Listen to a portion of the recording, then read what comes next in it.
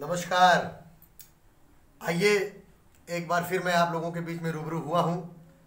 एक बहुत ही प्यारा धुन जो बहुत ही ज़बरदस्त मनोज तिवारी जी का था, कनवा में सोहे वाली, बच्चे बच्चे की जुबान पर। आइए मैं कोशिश कर रहा हूँ आप लोगों के बीच में।